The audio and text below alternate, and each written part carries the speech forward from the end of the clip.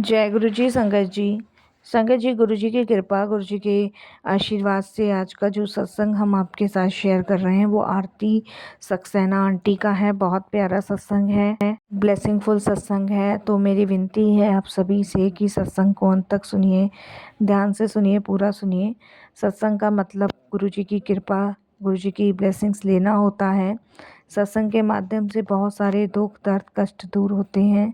सत्संग के माध्यम से ही हमें गुरु जी महाराज की अनेकों ब्लेसिंग्स प्राप्त होती है। तो इसीलिए आप बिना स्किप किए सत्संग को अंत तक ध्यान से पूरा सुनिएगा।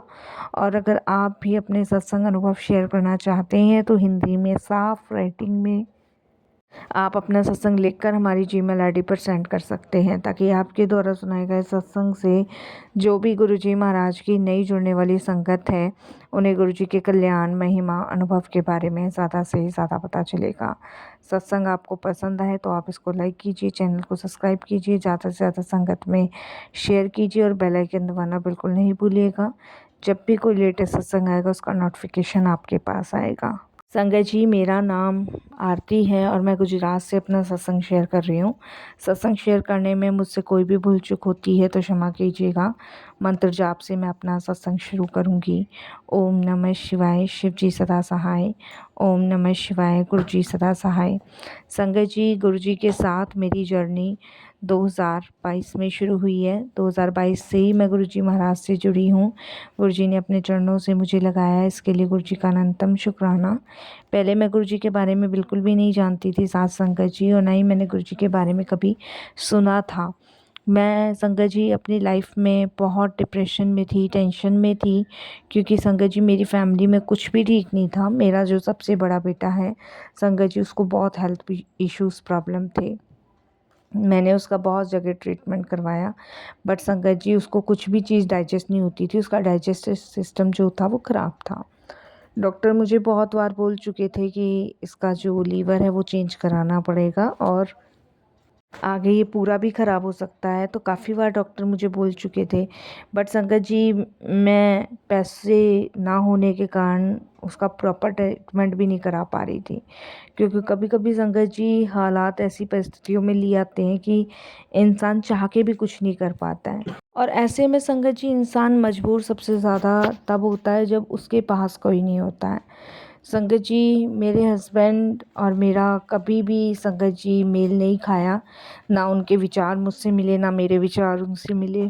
कमाते बहुत थे लेकिन संगत जी कहाँ खर्च करते थे कुछ नहीं पता। घर में पैसे देने का नामो निशान नहीं था। बेटे की तबीयत ख़राब थी, इससे भी उनको कोई फ़र्क नहीं पड़ता था। मैं गुजरात के एक स्कूल में टीचर हूँ और मैं मैथ पढ़ाती हूँ, तो घर पे थोड़े बहुत ट्यूशन्स के बच्चे आते थे, उससे और स्कूल की जो सैलरी मिलती थी उससे ही मैं अपने बच्चे का ट्रीटमेंट करा रही थी। बाकी हस्बैंड से तो उम्मीद ही छोड़ रखी थी कि वो कभी किसी एक गोली के लिए भी पैसे देंगे। वो कहते हैं ना संगत जी, जिस इंसान ने शुरू से ही घर में 1 रुपया नहीं दिया हो वो आगे भी क्या करेगा। तो संगत जी मदर इन लॉ थी, वो मेरी इस दुख को परेशानी को समझती थी, बट उनकी बिल्कुल चलती नहीं थी, क्योंकि मेरे हस्बैंड संगत जी बिल्कुल अपनी मदर की भी नहीं सुनते थे। संगत जी हालात से मजबूर होकर, परेशान होकर मैंने अपने बच्चे का फिर गवर्नमेंट हॉस्पिटल में ट्रीटमेंट करवाना शुरू किया, क्योंकि संगत जी प्राइवेट में पैसा इतना लगता था, वो अरेंज मैं नहीं कर पाती थी, तो गवर्नमेंट में मैंने उसका ट्रीटमेंट करवाया। तब संगत जी डॉक्टर ने क्लियर शब्दों में हमें बोल दिया था कि इसका ऑपरेशन होना तय है भाई, क्योंकि आगे आगे और परेशानी दिक्कतें बढ़ेगी।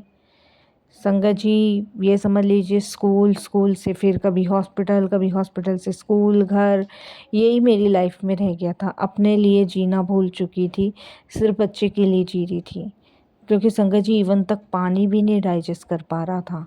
और सूख के संगत जी ऐसा काटा मेरा बच्चा हो गया था कि मानो कि एक सिर्फ हड्डियों का ढांचा खड़ा किया है, कुछ भी मेरे बच्चे के शरीर के अंदर नहीं था। मैं बहुत डिस्टर्ब और परेशान थी बच्चे को लेके।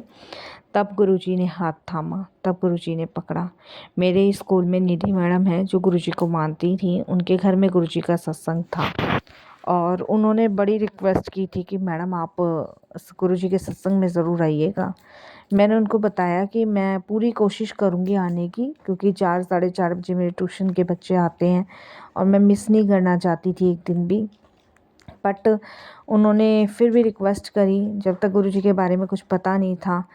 तो उस दिन संगत जी मैं बहुत डिस्टर्ब थी, मेरा झगड़ा मेरे हस्बैंड से हुआ था स्कूल से आने के बाद। मैंने कहा आप कम से कम अपने बच्चे की तरफ तो देखो, कुछ मत करो, इवन थोड़ी हेल्प तो करो पैसों के लिए।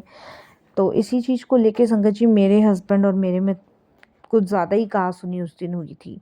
तो मेरा बच्चा संगत जी मेरे से ज़्यादा लगाव रखता है। उसे पता है कि पापा ना तो उसे प्यार करते, ना उसे देखते, ना पूछते, उन्हें कोई मतलब नहीं है। सुबह उठना संगत जी मतलब बिल्कुल एक रईसों वाले शौक़ हैं उनके। संगत जी उठना, अपना वॉक करना, खाना-पीना, अपनी डाइट लेनी, अपने म्यूज़िक सुनना और अपना ऑफ़िस जाना, ऑफ़िस से आना, फिर वही लाइफ़स्टाइल। और घर का खाना अच्छा लगा, नहीं तो बाहर डिनर करना। मतलब ये समझ लीजिए कि पूरी मतलब चीज़ें उन्होंने अपने हिसाब से सेटल कर रखी थी। और मैं उसी चीज़ को देख के संगत जी किलसती थी, परेशान होती थी कि ये आदमी कैसा है, जिसका बच्चा बीमार पड़ा और जिसे बिल्कुल कोई रियलाइज़ ही नहीं है कि मेरा बच्चा बीमार है। ख़ैर संगत जी, मुझे तो करना था, मैं माँ हूँ और माँ कभी भी बच्चे को ऐसे नहीं देख सकती। संगत जी उसके बाद मैंने उस दिन झगड़ा काफ़ी हुआ और मैंने यही सोचा कि अब मेरे को लगता है कि मेरे को सत्संग में चले जाना चाहिए। यहाँ पे रही तो और कलेश बढ़ेगी, क्योंकि वो चुप होने का नाम ही नहीं ले रहे थे। उसके बाद संगत जी मैं चली गई सत्संग में, बेटे को साथ लेके चली गई। मैंने कहा कोई बात नहीं, तू वहाँ बैठा रहियो। संगत जी मैं सत्संग में गई तो वहाँ पे बहुत सुंदर डेकोरेशन हुई थी। पहली बार गुरुजी का स्वरूप देखा, माथा टेका, हाथ जोड़े, कुछ अता पता नहीं था। निधि मैडम ने देखा और भी टीचर्स आई थी, बड़े खुश हुए मुझे देख के। मेरे बेटे को देखा तो ज़्यादा देर मेरे बेटे पे बैठा नहीं जाता है, तो निधि मैडम ने कहा कि बेटा एक काम करो, यहाँ सोफ़ा है ना, मैं तकिया लगा देती हूँ, आप इस पे लेट जाओ। आपको उठने की ज़रूरत नहीं है, आप बीमार हो ना, गुरुजी को पता है, वो अपने आप समझ जाएँगे, तुम लेट जाओ। तो संगत जी निधि मैडम ने सोफ़े पे मेरे बेटे को लिटा दिया और उसके बाद वहाँ पे सत्संग शुरू हुआ। जब सत्संग शुरू हुआ साथ संगत जी, तो सभी बैठ गए, मैं भी बैठी। कुछ पता नहीं था, जैसे-जैसे वहाँ सब हो रहा था वही किया। पता नहीं सत्संग के टाइम में मेरे इतने आँसू निकल रहे थे, मुझे बहुत रोना आ रहा था, बहुत रोना। और मैं आपको बता नहीं सकती संगत जी उस टाइम मतलब मेरी हालत ऐसी हो रही थी जैसे मानो कि अ, मेरे अंदर जितना गुमार भर रहा था रोने का, वो सब निकलता चला जा रहा था। मतलब उस टाइम मैं इतना मतलब अपने आप को असहाय, परेशान महसूस कर रही थी संगत जी। उसके बाद संगत जी सत्संग का समापन हुआ और बेटा मेरा लेटे-लेटे सत्संग सुनने लगा। लंगर हुआ, बीच में चाय प्रसाद मिला था, बच्चे ने नहीं पिया क्योंकि मुझे पता था डाइजेस्ट नहीं कर पाएगा। भूख से तड़पता था लेकिन नहीं खा पाता था। तो आखिरी में लंगर हुआ तो मैं मना करने लगी तो निधि मैडम बोलती है कि नहीं मैडम आप इन्हें ना लंगर खाने दो, जितना भी खाएंगे कोई बात नहीं, उल्टी कर देगा, हम हैं भाई, हम किस लिए, बच्चा ही तो है। ये देख के मेरे मन में और सुकून सा मिला कि इतना प्यार कौन किसके लिए करता है। तो मेरे बच्चे ने वो लंगर खाया संगत जी, और खाने के बाद वो लंगर उसको डाइजेस्ट हुआ, उसको उल्टी नहीं हुई। तो मैं देख के हैरान हुई, मेरे बच्चे ने वो लंगर पूरा फिनिश किया, उसे उल्टी नहीं हुई। तो मैं कहने लगी, मैंने कहा बेटा बार-बार मैं उससे यही पूछ रही थी, मैंने कहा तुम ठीक हो ना, तुम्हें उल्टी तो नहीं आ रही ना? तो कहता नहीं मम्मी मैं ठीक हूँ। और संगत जी निधि मैडम मुझे कहने लगी देखा गुरुजी ने शायद इसका कल्याण करना था, वो कर दिया आज। तुम चिंता मत करो, अब तुम्हारे बच्चे को कभी कुछ प्रॉब्लम नहीं होगी, देख लेना मैडम। मेरा विश्वास है अपने गुरुजी के प्रति। और उसके बाद संगत जी वही हुआ।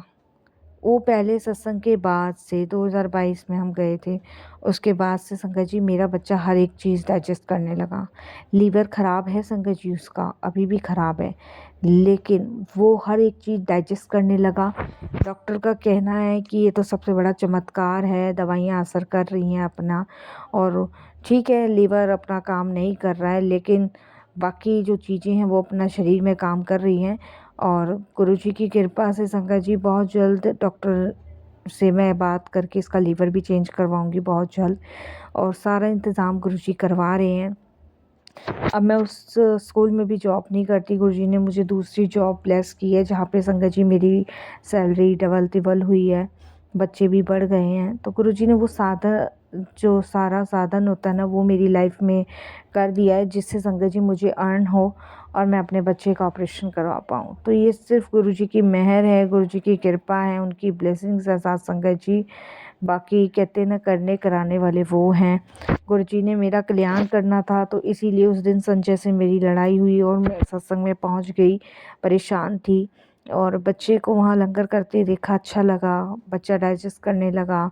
गुरुजी ने एक के बाद एक लाइफ में चीज़ों को सॉल्व करना शुरू किया और धीरे धीरे संगत जी गुरुजी ने ऐसा रास्ता मुझे बना के दिया जहाँ से संगत जी मैं सेविंग्स भी कर पा रही हूँ और बहुत जल्द मैं गुरुजी की कृपा से अपने बच्चे का ऑपरेशन भी करा पाऊँगी, इसका लीवर चेंज करवा पाऊँगी। तो शुक्राना गुरुजी, बहुत बहुत शुक्राना। जो पहाड़ जैसी ज़िंदगी मुझे लग रही थी वो आपने इतनी आसानी से इतनी सरल बना दी। तो जितना आपका हम शुक्राना कर सकते हैं ना उतना ही कम है। मैं अभी तक बड़े मंदिर नहीं गई हूँ संगत जी, क्योंकि मैंने गुरुजी को प्रॉमिस किया है कि गुरुजी जब मेरा बच्चा बिल्कुल ठीक हो जाएगा मैं आपके दरबार आऊँगी, इसके साथ ही आऊँगी, क्योंकि अभी ये इतना लंबा ट्रैवल नहीं कर पाएगा गुरुजी। और गुरुजी मुझे मैसेज के थ्रू बताते हैं कि मैं तेरे साथ ही हूँ, तुझे अपने मायके आने की कोई लोड़ नहीं, मैनू जब बुलाना सी मैं तभी तेन अपने नाल बुलावांगा। तो शुक्राना गुरुजी, आपका अनंतम शुक्राना कि आपकी ऐसी असीम कृपा, ऐसी मेहर मुझ पर मेरे बच्चे पे हुई। शुक्राना गुरुजी, ये सत्संग कराने का, बच्चे को ठीक कराने का, अपनी कृपा बनाने का अनंतम शुक्राना गुरुजी। बस सत्संग जी यहीं मैं अपने सत्संग को भी विराम देती हूँ। गुरुजी के मंत्र जाप से ओम नमः शिवाय, शिव जी सदा सहाय। ओम नमः शिवाय, गुरुजी सदा सहाय।